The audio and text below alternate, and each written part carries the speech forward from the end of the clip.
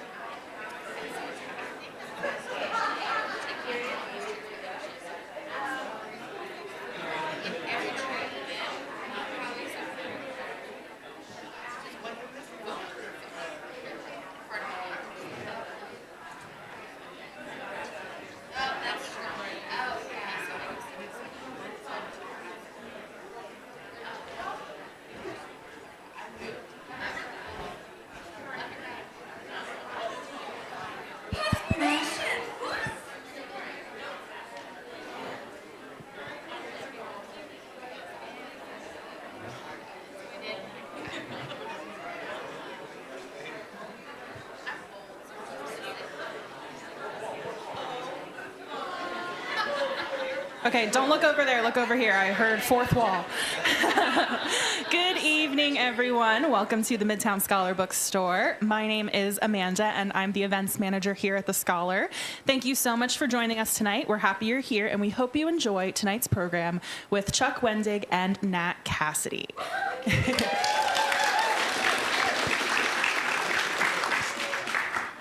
As always, I do have some quick housekeeping notes, our favorite here at the Scholar, before we get started. We do have some incredible events coming up in the next few months, including appearances from Frederick Bachman, Ruth Ware, Chris Whitaker, Mary Roach, and many more. For all the latest event news, stay tuned to our social media. We do have an e-newsletter and the website, of course, for the old school. And feel free to take an events postcard as you leave.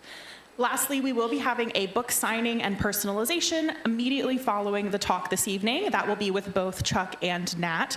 That will be in our Rare Books room. So that is located out the front doors to the left in the building right next to the bookstore. We do have copies of both authors' previous and featured books available at the cafe, and we encourage you to meet the authors afterwards and get your books signed. And now it is my honor to introduce our authors this evening. Nat Cassidy writes horror for the page, stage, and screen. His acclaimed novels, including Mary and Awakening of Terror and Nestlings, have been featured in best of lists from Esquire, Harper's Bazaar, NPR, the New York Public Library, and more. He was named one of the writers shaping horror's next golden age by Esquire, and his award-winning horror plays have been produced throughout New York City and across the US. You've also likely seen Nat on your TV playing various bad guys of the week on shows like Law & Order SVU. There's a whole list. Blue Bloods, Bull, Quantico, FBI, and many others. But that's a topic for a different bio. He lives in New York City with his wife. Chuck Wendig is the New York Times bestselling author of Wanderers, The Book of Accidents, Wayward, and more than 24 other books for adults and young adults. A finalist for the Astounding Award and an alumnus of the Sundance Screenwriters Lab, he has also written for comics, games, film, and television. He's known for his popular blog, Terrible Minds, and books about writing, such as Damn Fine Story. He lives in Bucks County, PA, with his family. And of course, tonight we are here to hear about both of their new books, The Staircase in the Woods by Chuck Wendig and When the Wolf Comes Home by Nat Cassidy. The Staircase in the Woods has been called a true blueprint for terror, and When the Wolf Comes Home cements Cassidy's status as one of horror's all-time greats. It's an honor to welcome both Chuck and Nat to the Scholar this evening, so without further ado, please join me in giving them a warm Harrisburg welcome.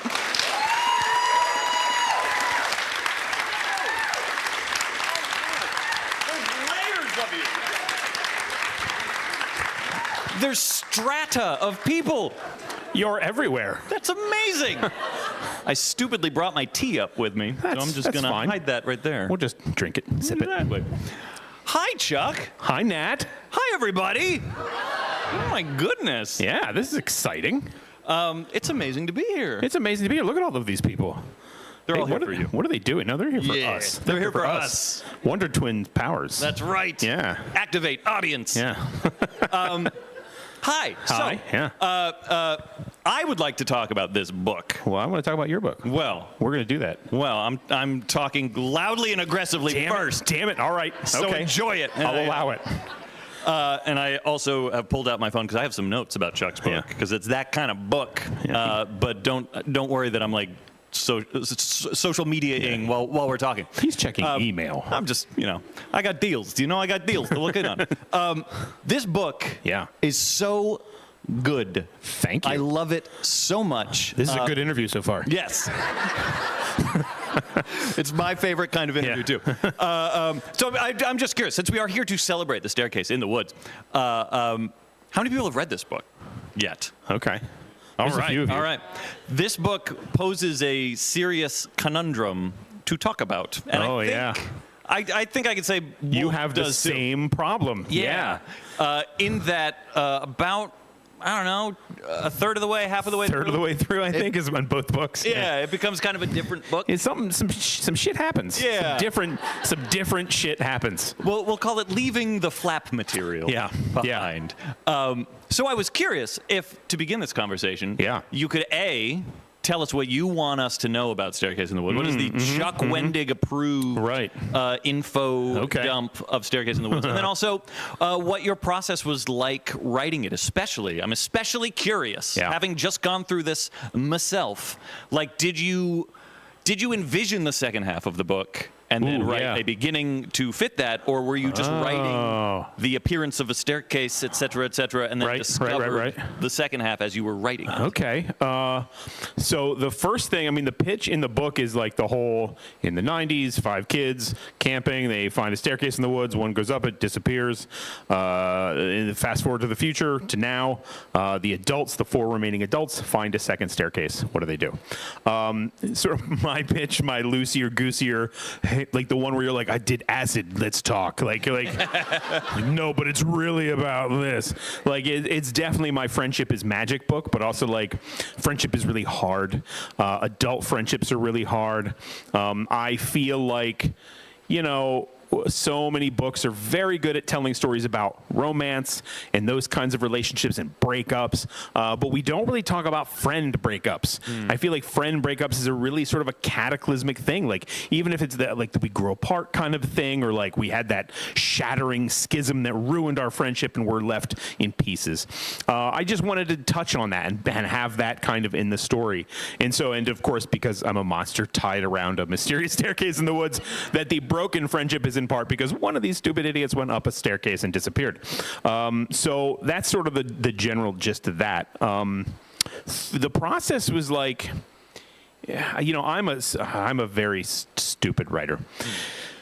We all agree. We all agree. There's no denying. I have friends, and we'll talk if you kind of cleave to this path or not, but I have friends like Kevin Hearn, great friend of mine.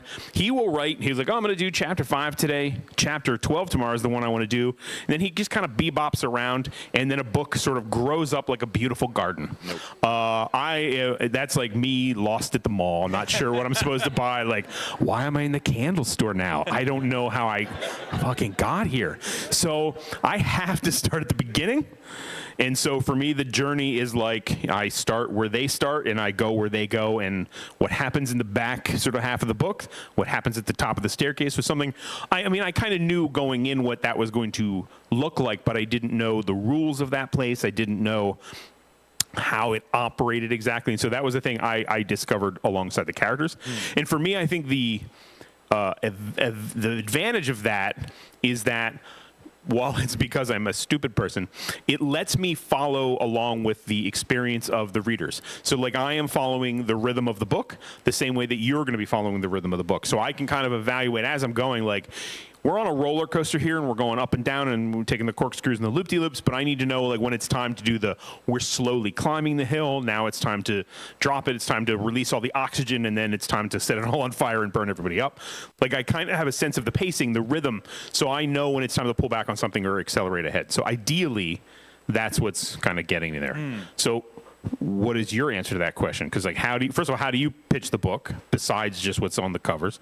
And then, like, how do you get there? How did you articulate this masterpiece? Because it is a masterpiece. This book is excellent. Oh, you already got your paycheck. I did. But yeah, I didn't. It's still speak to HR. Yeah. Yeah, I'm very similar, actually. I first pitched this kind of with the same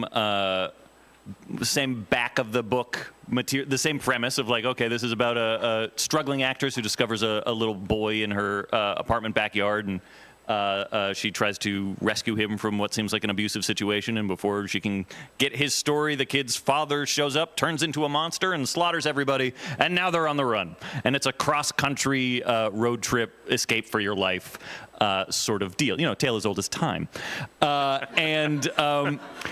I will say, I knew before I started writing the book, I knew what there's like 2 main twists in the book, and I knew what those were going to be. Okay. Because I am I'm like there's the great debate. It's very controversial if you are a plotter or a pantser. Yeah.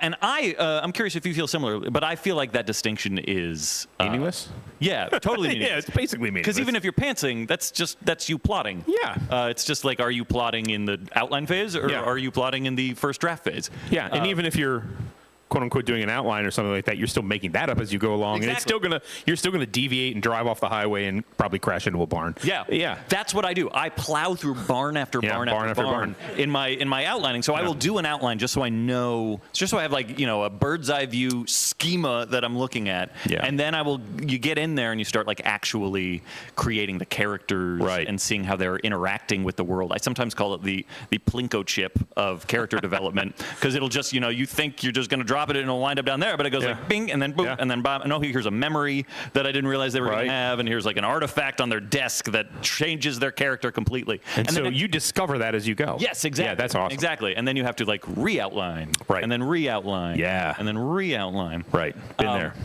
Yeah, I find that because I love that experience that you just described of getting to, storytelling in a way is like being in a darkened room with a flashlight, and the flashlight is the character's POV. And it's a very gratifying experience to be able to like discover the room that you're trapped in with the characters. Also, just to make it out the other side. Yeah. Oh, I finished it. Oh, neat. I'm out. And then I have to what? I have to go back in, you said? I have to read it so many times. Oh, no. Mistakes were made. This is a dumb job. Yeah. But it's worth it for moments like these. Yeah. Well, I'm curious, because like one of the things I love so much about this book, as it really is like a paean, is that how you pronounce it? Paean? Paean. Paella. Paella. It's a paella. It's a rice-based dish of friendship. Rice-based dish. That's the blurb. Yeah. Why didn't you give me that blurb? It's not too late. I'll re-scribe on every one of their copies, you got to do this. I hope we have Sharpies. Yep. But it is a delicious gumbo towards friendship, and the like complications of friendship, the ups and downs, the bitterness, the nastiness, and especially of like friendship of that certain age. Yeah, and then it carries you through to adulthood. A détente, a friendship détente. Yeah. So like, do you approach character work in the same way? Can you talk about like what it is like? I think you're a uniquely talented author when it comes to juggling an ensemble. Oh, thank you. And a panorama of character and backstory and stuff like that. Yeah. Is that something you approach similarly, like piecemeal and just kind of stitch it together? Yeah, like generally. So, all right, to rewind a little bit, I used to play a lot of, not necessarily D&D, but D&D type games, role-playing games, pen and paper role-playing games. And I even wrote... for D&D! Yeah, let's all roll some dice right now. Roll for initiative, everybody. 14 tigers, no. So, I did this through high school, and then I ended up writing those games for like 10 years professionally. But the game table was a great place where you would be like, okay, I've got these people sitting around the table, and he's like, oh, you're in the tavern, and then just down the way, there's a dragon attacking the castle, and he's starting to bring you hear the screams of the maidens, and then you're like, and they're like, great. So when other people are going to rescue the maiden, we're going to fleece the bartender and run a con on him, and you're like, no, I didn't plan that. That's not what I wanted. But you sort of realize these people have articulated these characters with wants and needs, and they intersect with each other in different ways, and they run parallel to each other in different ways, and they're going to tell a story. And like, plot is Soylent Green. It is made of people. So these people are going to, it's like some human centipede plot pooper business. They're just going to do it for you if you let them. And so kind of designing characters for me is like almost like designing a group of players. And so like for Wanderers, I'm like, I know I have this situation, this pandemic, and I'm going to design, I don't want to just like tell the Michael Crichton, like, here's 5 experts. Like I want it to be like, you have an expert, but you have a farm girl and you have an aging rock star. Like who are these people that are going to lens this situation in an interesting way, but also bring a different kind of character vibe and sort of just keep the variety and rhythm of the story going. And then with this one, because this book is essentially kind of in a weird, dark, emotional dungeon crawl.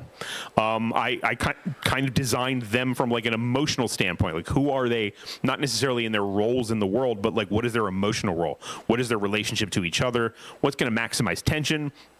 And like it's part of me is like bringing like parts of myself to that page and being like I'm trying to like break the mirror inside myself and see different reflections of the things that freak me out and how do those pieces interact with each other, and that's kind of where I go with that. Yeah, I was gonna ask because like right now I'm literally writing a book about friendship as well. Like I'm kind of writing like a little kids on bikes. Oh yeah, you have a kids on bikes thing. We need to talk about that. Oh, we should talk about that. Yeah. But before we start talking about that, Okay. I'm curious, or I was curious. I'm less curious now because you kind of answered it. Yeah. But maybe you'll answer it even more. Okay. The thing that like I'm writing my little kids book on is basically well, I was going to say lightly fictionalized, a medium fictionalized account of like the most dramatic friendship breakup I ever encountered. Okay, all right.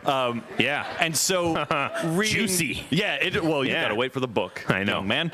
But I like to think it was juicy. It was very juicy for us at the time as 13-year-olds. Yeah. But I was curious then, like, there's so much friend dirt in this book. Like, were you drawing from real things, or are these all refracted versions of Chuck? Both, because like the refracted versions of me still dealt with those real things with other people. But like whenever I do that, I never want someone to feel like I'm talking about them. So I'm like, it's like a kaleidoscope. If I start to be able to see clearly through to things that have really happened, I'm like, I'm going to give the kaleidoscope a few more turns. You're like, now I'm tripping balls. They are not going to know that any of the, and it's kind of just a remix and upon a remix upon a remix of like, see, like I'm faxing a thing multiple times until the image is ruined. And that lets it sort of find its distance. Plus, it also lets me find new ways of approaching those plot points and those character pieces, because it's not exactly just like, hey, you're in my book now. Like, boom, like stamp that, and then we're done. Kids on bikes. So this is a book set now. Yeah. Okay. Yeah. So what do you think is the most interesting thing about the kids on bikes phenomenon? Because I have a thing about kids on bikes that I want to talk about. But let's wrap. Let's jaw. Let's jaw. Palaver. Yeah, right. Stephen King. Stephen King. Yeah. Have you heard of him? No. Okay. He wrote he's Phantoms, new. Watchers, Intensity, Swan Lightning, Song, Swan Song, Interview with the Vampire. When the Wolf Comes Home. When the Wolf Comes Home. Yeah. He's a very busy man. I love that subgenre so much. Yeah. And I was approaching it, or I am approaching it because I'm only like 90% done with my first draft. So it's a little in flux at the moment. One of the reasons why it's in flux is I didn't want to do the thing that other writers of our cohort do for good reason. Okay. Which is like, I didn't want it to be set in like the 1990s or in like the 1980s. I wanted to see if you could write a kids on bikes story now in the age of cell phones and social media and helicopter parents and Nest cameras and stuff like that. And it turns out that that's really hard. It is. Okay. So that is what I want to talk about, because it's the reason it was easy, I think, in the 80s and 90s is because like the kids on bikes phenomenon, it's something that like Stranger Things kind of, I think, elides a little bit, kind of dances around, is that we had fucking problems, man. We didn't want to be at home. We're like, this shit is not good here. And our parents were also like, this shit is not good here. Get out. So they were like, you go, leave. If the dinner bell rings, maybe be home for that, or don't care. There was lead in the gasoline. We were all tripping balls. We were all tripping balls. We were eating yard mushrooms. It was a bad situation. So like, I would fuck all the way off because I didn't want to be home. And it was like, I don't want to say it was like an abusive situation, but it was just like, they were not good at parenting. Yeah. Their parents were really not good at parenting, and they were like, with us, they were like, listen, it's not a great situation, so just don't be here. And so you'd leave. And like, now I find that the kids are different. Like, us as parents are different. Like, I try to deal with some of that in Book of Accidents, where it's like that generational trauma, the cycles of all that stuff. And you have a great speech in Wolf about like a father's note talking about like, my dad was sort of shitty, and so I'm sort of shitty, and then also there was a war, and you're like, somewhere there was a war, and people got fucked up, and it just keeps like trickling down. So every like 30 years or so. For 30 years, great. People are bad now. So you're like, okay, but I just think it's interesting that we sort of had to leave because it was a bad situation.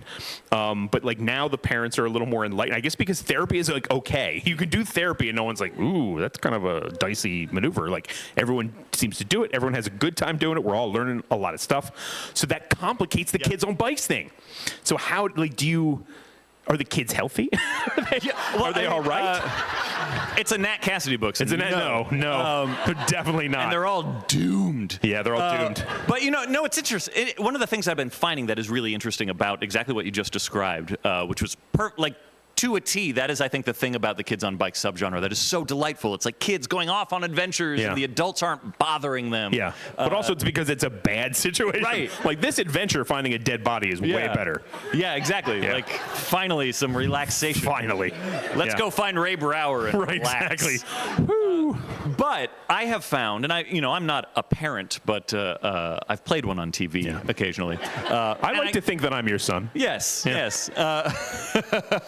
And we will be singing Cat Stevens' Father and Son later in the evening. But from what I've seen and what I've witnessed secondhand, and I've read a lot of books, and also in preparation for this book that I'm currently writing, I literally have a questionnaire that I prepared to give to like all my friends, kids of that age, which is literally just like, hey, what are you? Like, what? Yeah. How do you be a kid right now? And of course, them being 10-year-olds, it's all one-word answers and very unhelpful. But I'm trying. But one of the things that I've found through the course of like this research is that this is like such a weird time in development where we've never been more physically what is the word? Protective. Physically protective. Like we know where our kids are at all times. All times. My kid is low-jacked 24/7. They got like geotags and fucking airdrops and stuff like that. But also like enjoy the internet. Yeah, like we'll put some filters up. That's their frontier. And also the things that we were trying to escape in the dark ages. The abusive households and stuff like that. I think a lot of kids are very sensitive to the way that like this is the way they encounter a lot of their parents. Yep. Just like sitting on their phones all the time. And so I specifically wanted to write a story that explores a group of like 10-year-olds who are all on the precipice of about to get their first smartphones. So they're in this like, imaginative, free-flowing child world, but they're about to get sucked in. They're still kind of latchkey kids because their parents are home, but not home. Right, exactly. Okay. All right. So we'll see. I like it. I finished that book. But to bring it back to your book, to the staircase in the woods. Yeah. I heard through the grapevine, Not true. a Lies. podcast, that you had originally been thinking of this as a middle grade book. I did. That's crazy. I pitched it as a middle grade. Yeah. Whoops. My editor was like, no. I was like, she's like, this is pretty dark. I'm like, well, my last book, like I decapitated a whole town full of children. She's like, yeah, but that all worked out. I was like, that was whimsical. Yeah, sorry. Yeah. So then I was like, I talked to my agent. I'm like, I think maybe this is just actually the next adult. And she's like, yeah. I mean, are you just getting there? Like, yeah. Well, I had to go through it. So okay, that's fine. So how different? What like were they just as? They were just no. I mean, they were a little more fucked up, but like not like. Not as this book. I mean, they were more fucked up than my average middle grade character, but they were like, in that 10 to 11-year-old range. It was only that. There was no adult side of it because no, like, 11-year-old wants to be like, now what are they like as adults? I want to get into the dark part. And like, no kid wants that. I mean, probably some I want to hear about their job. Yeah, what's their job? Do they have a 401k or not? So, yeah, it was a short-lived pitch. She was like, no. Too dark. Yeah. Do you find, does that happen to you a lot? Like, because you write for a lot of different media and a lot of different subgenres within those media. Like, are you cross-pitching a lot of the time? No, I generally know where I want a thing to land. Like, I have a few things that are like, while I tend to avoid comics just because it feels like too much. It's a lot. Pitching comics is hard, and like how you sell an independent comic and getting an artist and everything. It's just a lot right now, so I don't tend to do it. But I have like a series of things that are just comic work. I'm like, these things don't live anywhere else for me. And I have a series of middle grade pitches and a series of adult pitches. So I kind of know where those things go. But it's like sometimes because I'm not in that space, they just sort of sit somewhere. Yeah. In the chance that I ever do that thing again. Yeah. So the Chuck buckets. Yeah, the Chuck buckets. We got a bunch of buckets for Chuck. I want to know. We talked a little bit about this. Do you enjoy being a monster? Just a monster. It's the best thing. Yeah, because like here's the thing, Wolf, you'll read it and you're like, oh, there's a little bit of like a sort of an Amblin Spielbergian glow, that sort of Kuntsian sort of thing, but it is of course a Nat Cassidy novel, so he is going to stab you multiple times in various soft parts of your body. And I also will do that sometimes, maybe not to the extent that a Nat Cassidy will. You're pretty brutal, too. Yeah, this is probably my darkest book, so okay. But you hurt me with that book. And I liked it, not mad, but do you, what the fuck is wrong with you? Why are you like this? Why do you hurt us? Yeah. Do you enjoy the emails? Do you like to get those emails? Well, first off, this will be a very long answer, and the doors are locked from the outside. So we're about to get intimate. Yeah. No, I love that. Yeah. I know it's not for everyone. And I will say, I take the content warnings of my books very seriously. Like, I like to make sure that there's a content warning in there because I love exploring those things. I look at horror as a very sacred sort of genre. Like we are opening up a scary story together, reader and author, to ostensibly explore things that make us literally uncomfortable. And I think one of the reasons we like to do that is because there are things we are this is almost too obvious to articulate, but there are things that we are afraid of. Yeah. And so, why are we going to read about the things that we're afraid of, if not to see what happens when they happen? Yeah.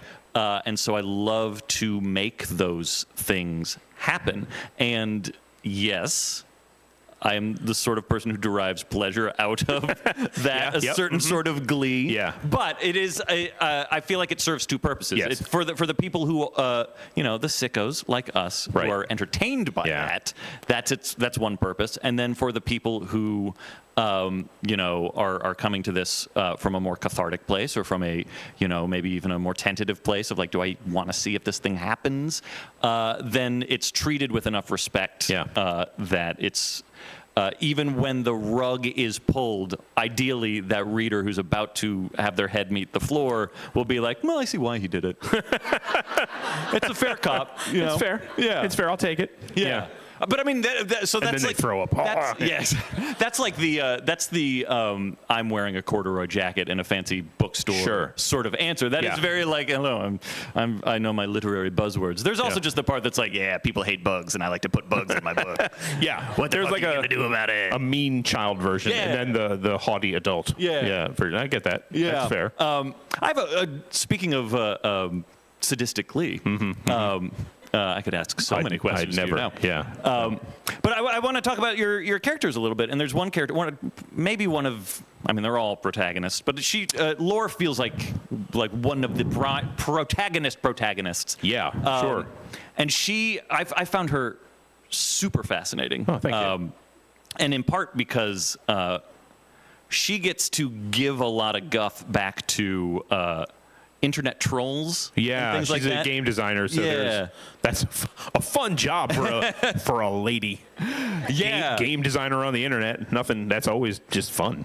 It's never anything bad can happen to you online. Are you hearing the sarcasm? Yeah. We're all on the same page about the sarcasm. Yeah. But one of the things I want to know is, because I know you personally have had to deal with a lot of similar delight on the internet. The internet's great. Yeah, you're a big fan. Big fan. Not a mistake. 5 stars. 5 stars. Would do it again and again. Was that satisfying to get to articulate those sort of? I don't know that it's satisfying in a visceral way, but I do. It's nice to have a character have that voice and to be able to sort of lens into that thing a little bit, that experience. And, just sort of a character who's sort of fuck this, you know what I mean? That's kind of nice in its way. Yeah, but then, then I'm also a monster. So it kind of balances out, and none of these characters are having a great time in that brutal. situation. Yeah, it's bad for them and good for me. Is there, of the ensemble, is there one that is the primary Chuck stand-in? No, finger biter? I am. I totally am. Yeah, the OCD thing is a real thing. Yeah. So that is definitely one of my things that I put in that book. And I've received some very nice emails from people who are like, I know this, I've seen this. That's also me. And I'm like, great, high five, except don't with the fingernails. Wash the fingernails. Yeah. It is kind of, there is something, like you say, kind of gratifying about getting a little messy. I didn't, you're always afraid because you want to write characters who are technically quote unquote likable. But horror is a wonderful, honest playground, and people are not like slotted into likable and unlikable boxes. I mean, some of them are, and we've elected some of them. But then there's the rest of us, and we're all very likable people. But my test is always like, I call it like livable. Are they livable? Do you want to live with these people for a period of time to see kind of what they're going through? Is there anything you can understand about them? Is there anything you can empathize about them? And is that enough to make you want to like spend time with them? It's not just like, I really want to get a beer with this guy, but like, can you be in a room with this person for 300 pages and see where they go and what they do? And is that a fascinating, interesting thing to sort of explore? And so my view there is always like, they can be hot messes, and these characters are definitely the messiest hot messes I've probably written, at least in a good long while. But hopefully people find them livable, if not entirely always likable. Yeah, that's a great way to put it. And I think you have succeeded marvelously in Thank that. you. They all feel very authentic. And God, they're so messy. They're all just They're messy. Messy. Do you create characters with any of that in mind? Do you approach it with like what are people going to think about them, or is it just kind of like whatever your vibe is, it's a you thing first? God, that's such a good question. Thank you. I know I planned it. Chuck, you did it again. I did it again. No, I mean, one of the reasons why I say it's such a good question too is because I was literally about to ask you a similar thing, and I wasn't quite sure how to do it, because it is a weird thing when you start getting in your head about questions like that. Yeah. And I remember when Nestlings came out, my previous book, Nestlings, like one of the biggest criticisms from it on like the social media sphere was that there were a lot of people that didn't find the characters likable. Right. And I kept coming back to that word, and I was like, everyone's criticism is valid and fine. I'm not taking issue with people for whom that book didn't resonate.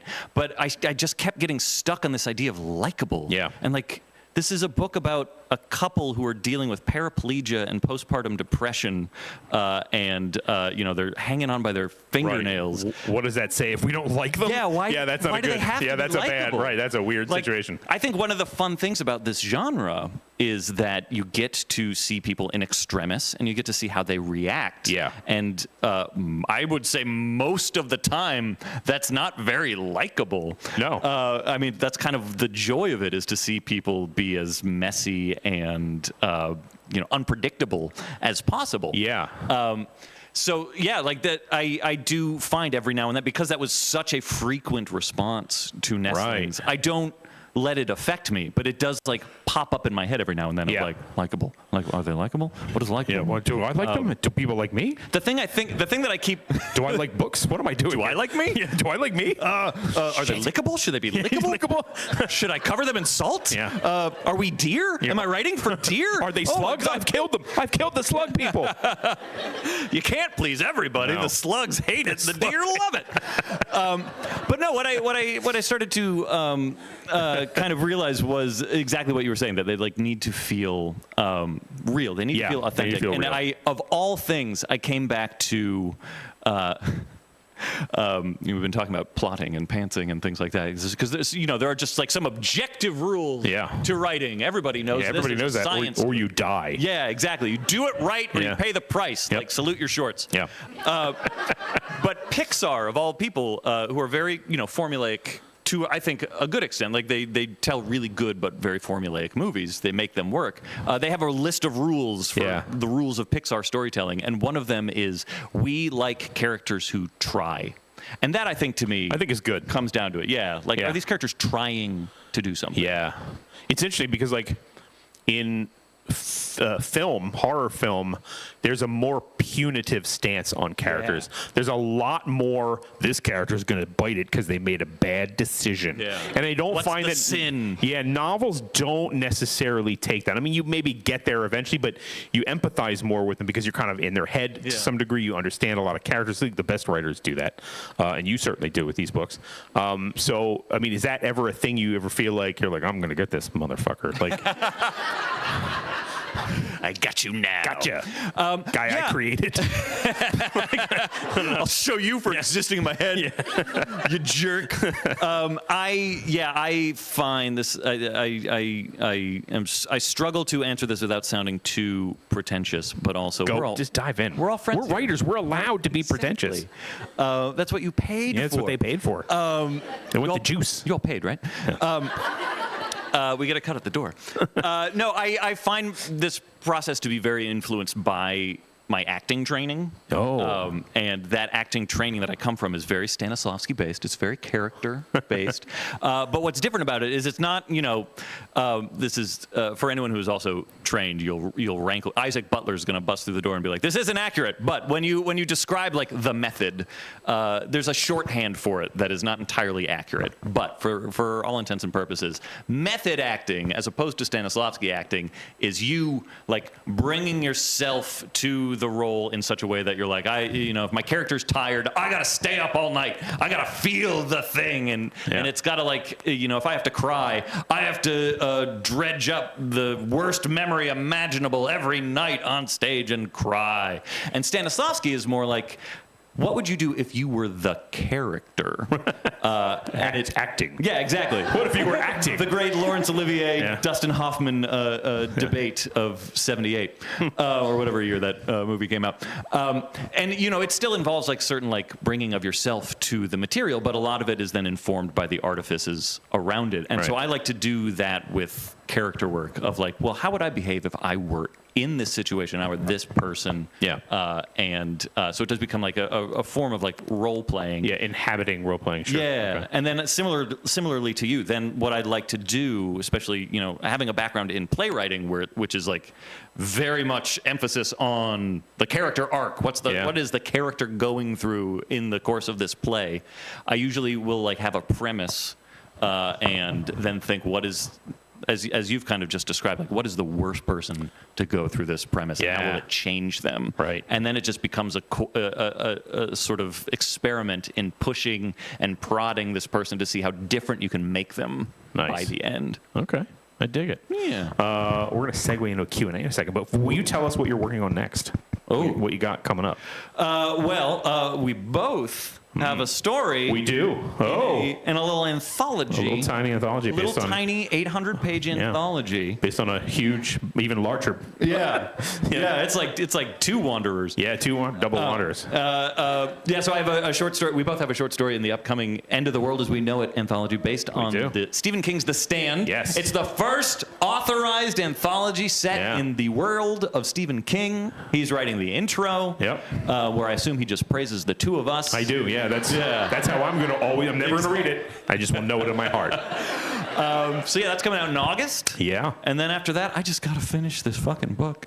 Yeah. That's what I got to do. Your Kids on Bikes book. Yeah, my Kids on Bikes book. book. Do you have a title, or do you not, you can't say that yet? I've had to change my title every time. Okay. So right now, it's about an app. It's about a social media app that is called Real Life, which is all one word. So that is currently the title. Nice. We'll see if they let me keep it. Okay. How about yourself? What are you working on? Well, the Stand thing, obviously, and then I finished a Middle Grade, which is another sort of really weird, bizarre thing on Portal Fantasy, and it's also a takedown of AI. Inadvertently, like it wasn't that at first, and then it definitely became that. Chuck has a habit of predicting the thing that is going to destabilize our lives every year. So it's fine. Just don't read my books, and it'll be fine. Or do. And then I have a duology coming out with Del Rey, is sort of a still horror-y, but a little more horror, dark fantasy kind of thing about these sort of demon-blooded people in overpowered influence on America, and they discover a strange, mysterious church has risen in the corn of the Midwest, and So the first book is called The Calamities, and the second book is called Chaos Reigns. Yeah, so good times. Can I pre-order them now? You can pre-order them. Yeah. Okay. Just click the button. So Q&A. Let's do that. Do you guys have any questions? Yes. Already, it's happening. Yeah, if you have questions, just raise your hand. I will bring a mic around so everyone can hear. Why did you do it? Sorry. You're all beautiful. We were all hello. We were all enjoying the darkness, though. Let's be clear.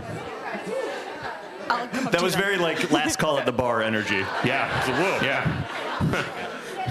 You don't have to go home, but you can't stay here. No, you can stay here and raise your hand if you have questions. We'll start back here. I felt like in the end was like left it open for more. Are you talking about Staircase? Yes. All right, I don't want to talk too much about No, I don't want to. I won't say How does it end? Yeah, let's. Okay. I will not say anything. Fair, all right. But I was just gonna ask, like, could you imagine writing more about it? I mean, it's not that it's impossible, but like sequels are tough. Like unless you're planning something that's a multi-part story, doing a sequel sometimes feels like you're just kind of trying to kick a can. Like I'm just trying to make more money with this cool book thing.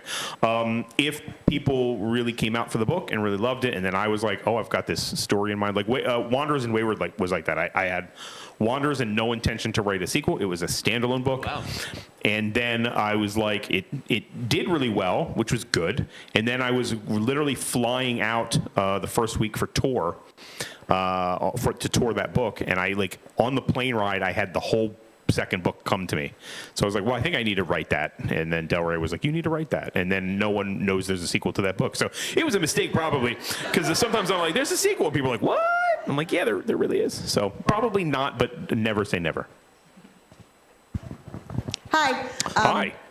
There are, both of you, by the way, mentioned the ABE airport in these latest books, so now I'm scared to go there. That's true, we do. You're right. Oh, wow, yeah. That's our connection. Yeah, don't go there. That's a cursed airport. Yeah. But my question was about audiobook narrator choices.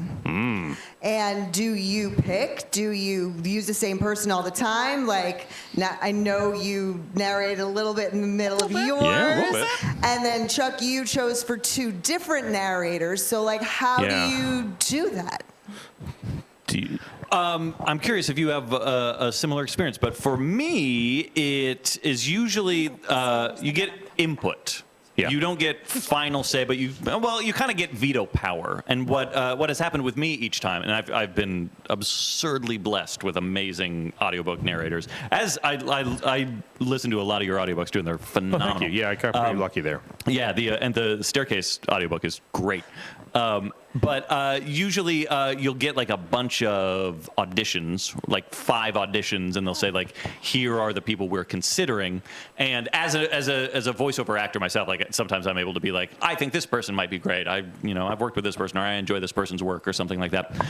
So I might bring a little more than maybe your average author of like referrals. Yeah. But then you listen to the auditions, and then you're like, I like this person. And sometimes they're like, well, we would rather work with this person, so we're going to go with this person. And if you really want to kick up a fit, then you can. But most of the time, like they know what they're doing. They want to sell the thing too. And so usually from there, one of the things I find so bizarre is that they just make the audiobook. Only once have they like come back to me with questions. But usually you're just like, I hope they don't have questions. Yeah. And they just make it. And sometimes like you will listen back and you'll be like, that is not how you pronounce that word. Yeah, that is not how you pronounce that. Yeah. Yeah, and then we get the emails. Yeah, we get the emails. Yeah. Yeah, it's mostly the same. Like the producers at Del Rey or Penguin Random House Audio will send usually a series of auditions, or they'll ask if I want to work with somebody. Like I always try to. Exie Sands is a narrator that works on a number of my books. So they were not convinced that she should work on this book as the lore perspective, which I understood. But I'm like, well, I have a lot of interstitial pieces, so I still want Exie to work on this book. And then we got Amber Benson for the lore role, and Jay Myers for the Owen and the other sort of bits. So yeah, I'll usually pick, and if that person's available and they're invested, it goes from there. And the pronunciations are always fun. Usually, I'll get like a list of things in a spreadsheet that's like, are there ways you want these pronounced that are special?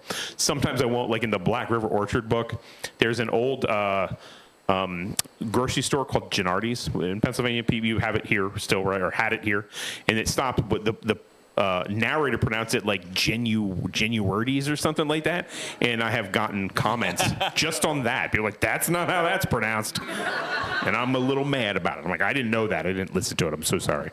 I'm sorry for the inauthenticity. Okay, we are now upstairs. Oh, yep, you found us. This is cool. We've gone vertical. Hi, guys. Thanks for being here tonight. Like, I'm sure we all appreciate it. So my question is for Nat. And I have 2 questions, so I'm going to let you choose. Okay. Do you want a more broad question, or do you want like a character-based question? Ooh.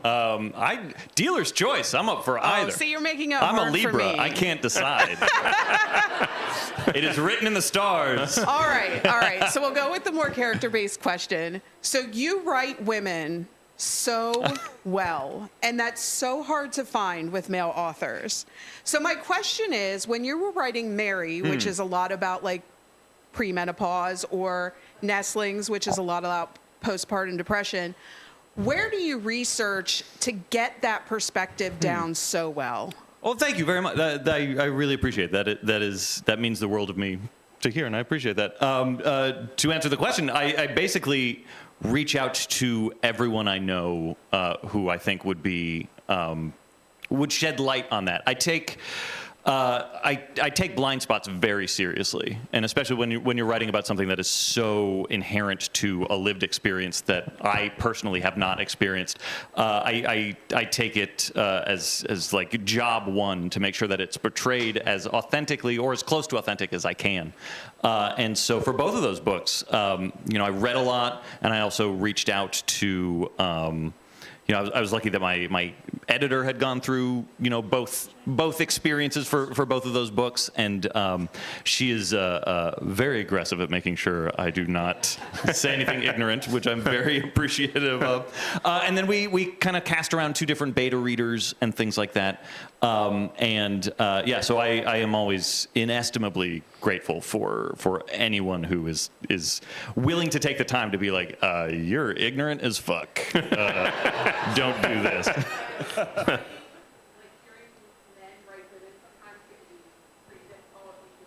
Oh, thank you very much. All right, we're back down here. Oh.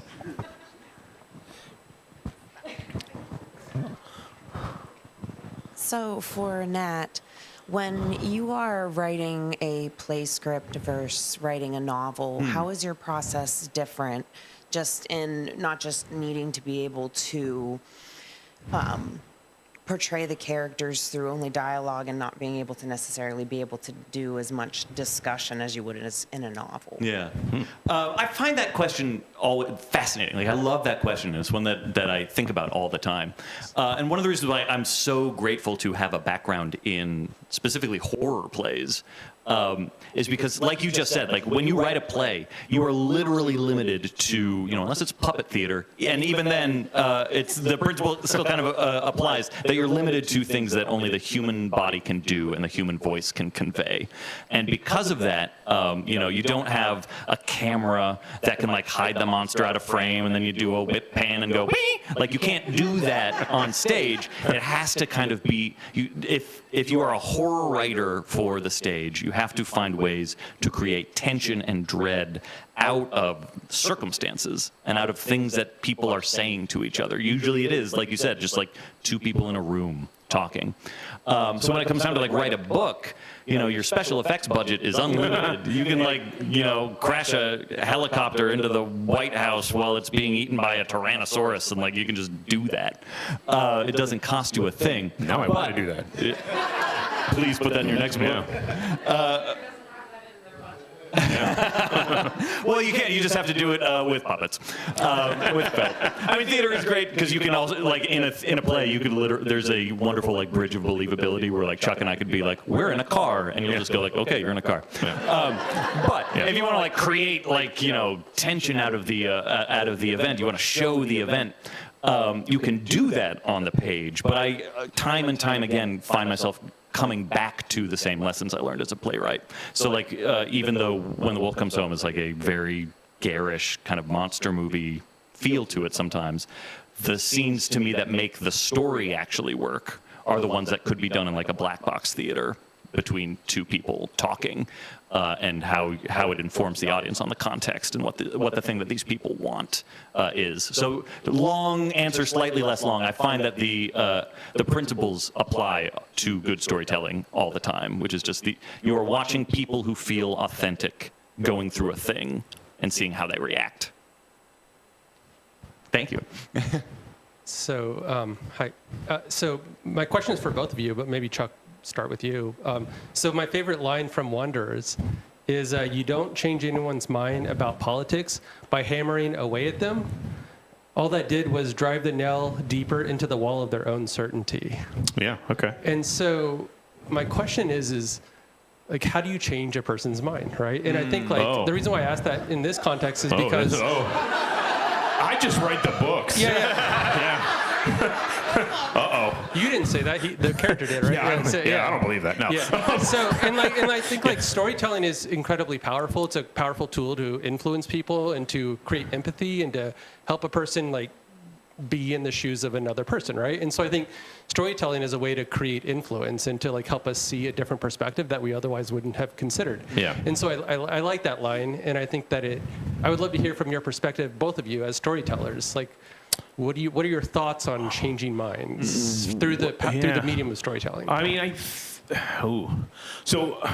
with a story, I'm not trying to change anybody's mind right out of the gate.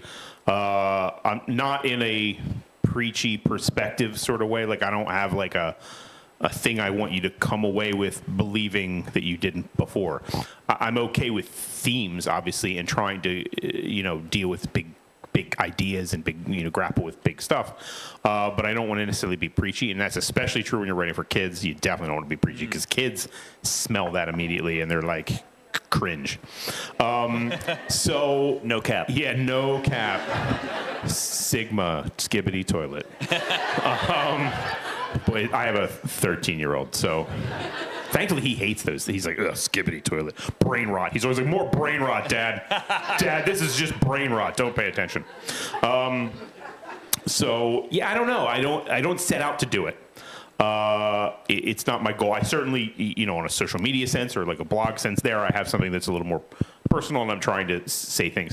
But I do think just in general, you are hitting on to something that storytelling in general is a way, if not to change minds, but to spread the good gospel of empathy.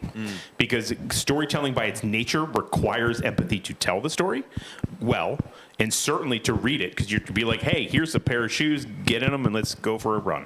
And you're going to experience whatever that person is experiencing to some degree, and you're going to have thoughts about it and complicated thoughts, and that's okay and that's good. And storytelling is a really good way to do that. I often feel like storytelling is this great exhortation against loneliness. And so I'm sort of in my space in the dark and I'm yelling out and I'm hoping that you're going to hear me and call back. And in that connection that we have in the dark, we can convey story and thought and empathy. And there is an opportunity for just how we see people. And how we sort of spread that around. I don't necessarily think it's a great delivery system for like, and now my agenda. Yeah, I think you both have nailed it. I mean, time and time again, studies come out that show, like, as that quote so well articulates, like, you can't change somebody's mind by saying you're wrong, and here's why you're wrong. Here are the facts. Here are the things. You're only wrong way about that. Exactly. Yeah. No, I'm not. I'm digging my heels in, Chuck. Let's fight. Like, that's what happens. That's what happens when you gainsay. Yeah. But the way to lead someone to an epiphany or to a revelation, it's a very intimate, quiet, slow thing for every individual. And so the only way to really do that is through listening. And then, so it's a two-way street of empathy, of like, what is the thing that you are concerned about? And why do you feel that way, that wrong way that you don't say, but like, why do you feel that way? And what are the roots of those feelings? And so you use the skills of empathy and of character building and of scene portrayal and stuff like that to eventually just like, you can only lead a person to the path. You can't make them change their mind. And I think one of the things not yet until we get those chips in the head, and then it's just a tap of a button. But I think what Chuck said so beautifully is really important to remember too, that books are such a uniquely intimate relationship between author and reader, and like you live with a book for so long. And I think books do have, more than any other medium, maybe a way to help assuage and introduce new ideas to people. And I think that's one of the reasons why, like, those are the first things to try and be banned, and they're the things that become such hot button issues. And why artificial intelligence is a little worrisome, because like someone with a touch of their button can change what goes into that pathway. Yeah. So the actionable item there too is to just keep reading, keep supporting books, and like keep buying our books. That will fix the world. Specifically our books. Specifically ours. Did I change your mind on that? Yeah. But yeah, I think books are like kryptonite to dug-in heels. Yeah. Chuck and Nat, we've got a question up on the balcony up here to your left. Hi there. Hi there. So I will not claim to be the learned reader in the room. That's my wife, okay? She has asked me before, she said, when you do read, can you create the images in your head? Because I'm a big film guy. I'm a huge horror film guy. I'm like, well, yeah, I can visualize what's going on, context and everything, which I think is hilarious because she'll think that I'm crazy for wanting to put a horror movie on right before bed, but she's reading and creating the images in her brain right before going to sleep. Yeah.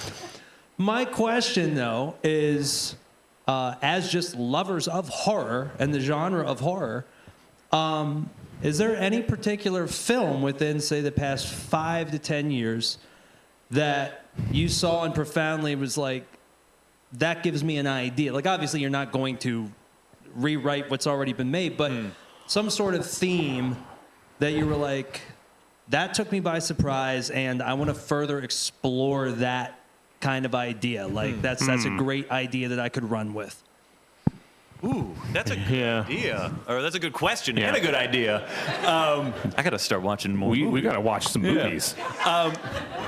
I have two answers to this question. One is a punt, but an honest punt, which is that it's all of them. Like, I love horror movies so much. They're my comfort food.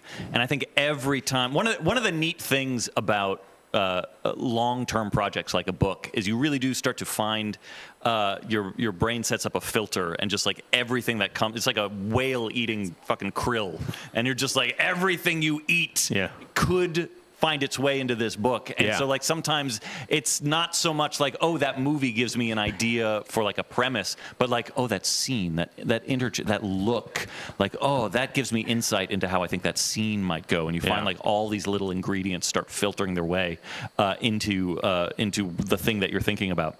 So that's my punt answer, is that all of them, they're all great.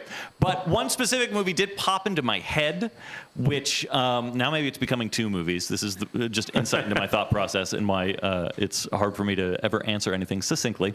But it's a movie with Sebastian Stan and Daisy Edgar-Jones called Fresh. Oh, the Cannibal, the Hulu movie. That movie, I think, was one of those movies that I'll just let stand in for the other movies like it, like The Perfection and other movies like that, where I derive great inspiration and joy.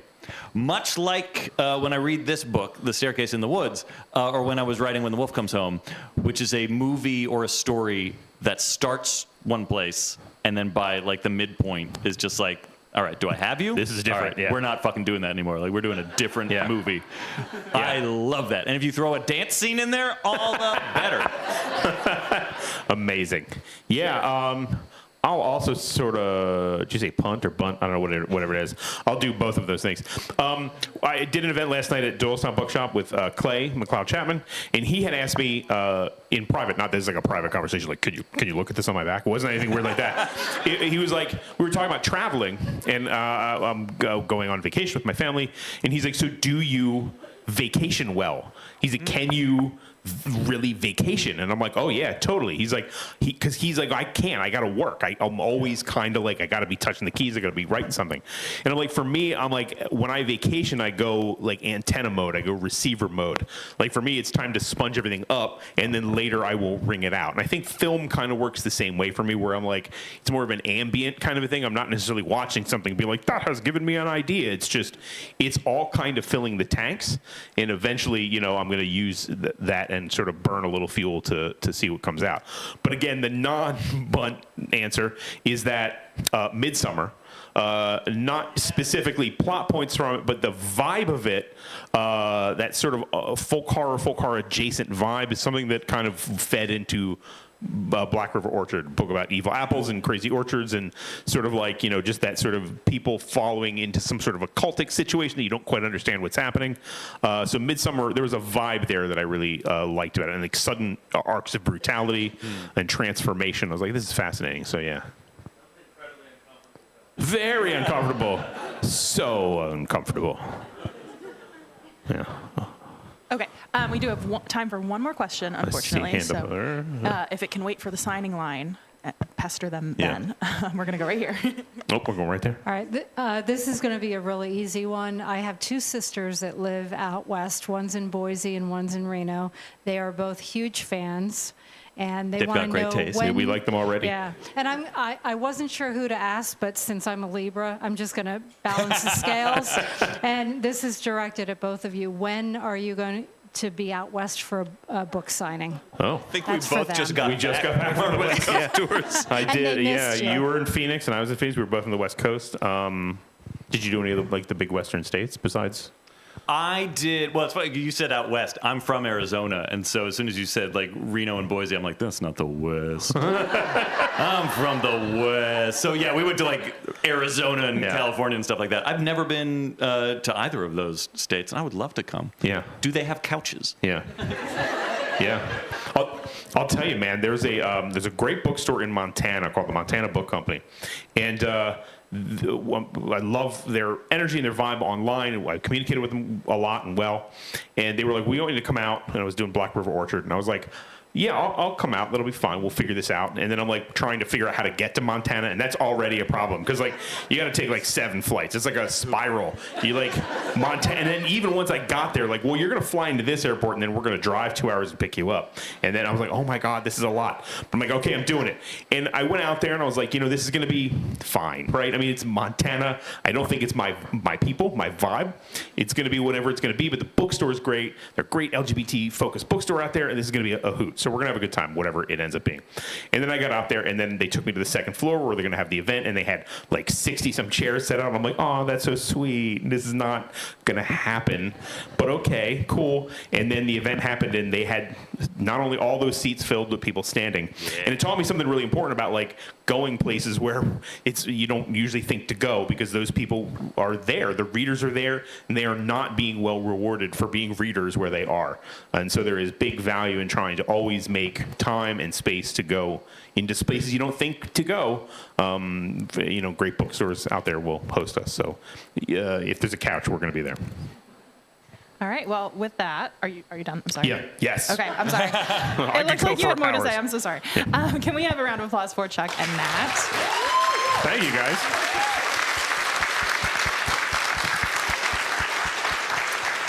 We will be doing a book signing. Again, that is next door. So you'll go out the front doors, turn left. You'll see a ramp. Go up it, and that is our Rare Books building. Also, Don't feel go free- any staircases in the woods, though. No. You've gone too far. Also, feel free to grab an events postcard as you leave. We have tons